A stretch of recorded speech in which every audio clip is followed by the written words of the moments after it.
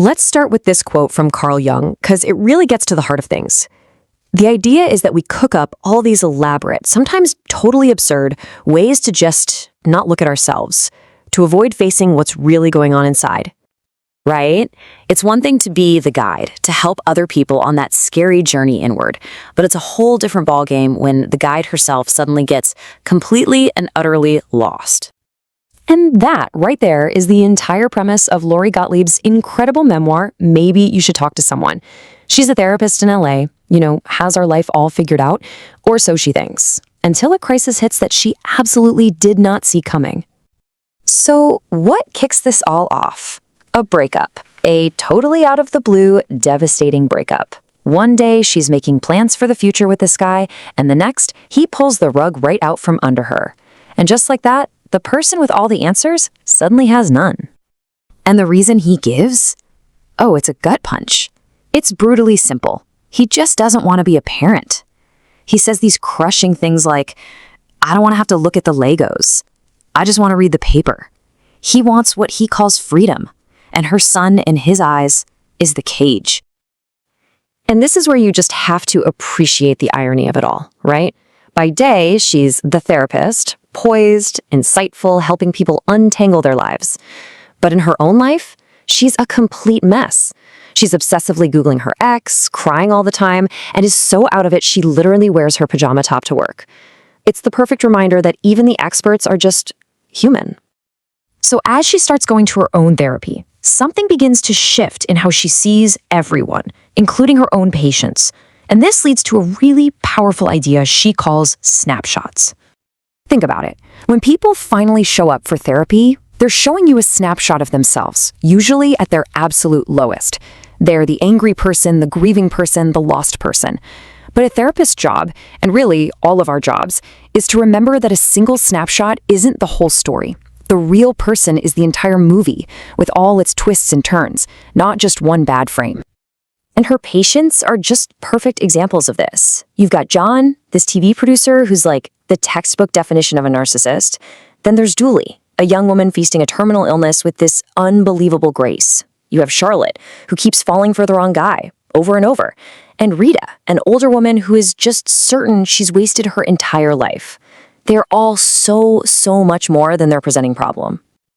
Okay, so if we're all a bit of a mess in our own way, how do we actually change? I mean, that's the million-dollar question, isn't it? I absolutely love this line from the book. It's so true. You can have all the aha moments in the world. You can understand exactly why you have commitment issues or why you procrastinate. But if you don't actually do something different out there in the real world, all that insight is basically useless. It's a booby prize. See, real change doesn't just happen overnight. It's a process. First, you're in denial. What problem? Then you start thinking, maybe there is a problem, but you're not ready to deal with it yet. In the preparation stage, you're getting ready, making a plan.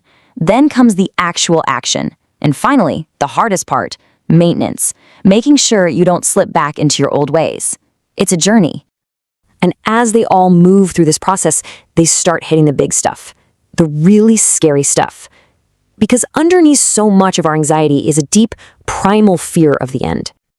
Julie's story is just, wow. It's heartbreaking, but also so beautiful. She explains her situation with this amazing metaphor. Imagine you've planned your dream trip to Italy your whole life. You've learned the language, you've studied the maps, but when the plane lands, you're in Holland, and you have to accept that you're never going to Italy. Holland is not a bad place. It has tulips and windmills, but it's not Italy. And our whole journey is about learning to find the beauty in Holland. And then there's John. Remember him? The jerk? Well, his big breakthrough is just staggering. It turns out that his entire obnoxious personality, all the anger, the insults, it was a fortress he built around the unbearable pain of losing his little boy in a car accident years before. The anger was just armor for a heart that was completely shattered. And what these stories show us is that our day-to-day problems often trace back to what one famous psychiatrist called the 4 ultimate concerns.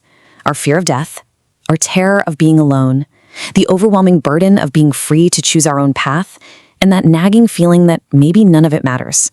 So much of our stuff is just a variation on these 4 fears. So if we're all wrestling with these giant fears, how in the world do we get free? Well, this brings us to maybe the single most powerful image in the entire book. I want you to just picture this for a second. There's a guy in a jail cell, and he is rattling the bars, screaming his lungs out, "Let me out of here!" He feels trapped, powerless, completely stuck. And honestly, don't we all feel like that sometimes? But here's the twist. The thing he never noticed, because he was so focused on the bars right in front of him, is that the cell isn't locked. In fact, the sides of the cell are wide open. He could have walked out at any time. We are so often our own jailers. This is Viktor Frankl's famous idea in action. Something happens to you. That's the stimulus. Your gut reaction is the response. But Frankl says there's a tiny little pause between those two things, a space. And in that space lies all of our power. It's our chance to choose how we respond instead of just reacting. That's freedom. And the book's big takeaway, really, is that we can't always find that space on our own. We're too close to it. We need someone else, a therapist, a true friend, to hold up a mirror and gently say, hey, you know those bars you've been shaking? You can just walk around them. We heal through connection. So that leaves us all with one final question. It's not just for Lori or her patients. It's for you. Now that you have the insight, now that you know the bars are open, what are you going to do?